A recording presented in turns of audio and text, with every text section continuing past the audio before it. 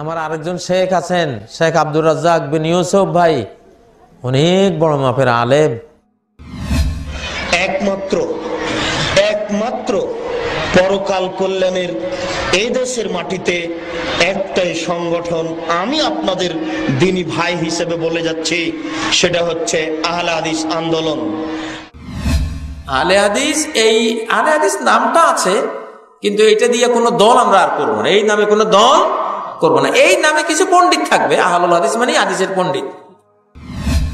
অতএব এটা একটা চূড়ান্ত সঠিক সংগঠন, আমি আপনাদের দ্বীনী ভাই হিসেবে পরামর্শ দিচ্ছি। কোনো গ্রুপিং থাকবে না, এগুলি থাকা উচিত না।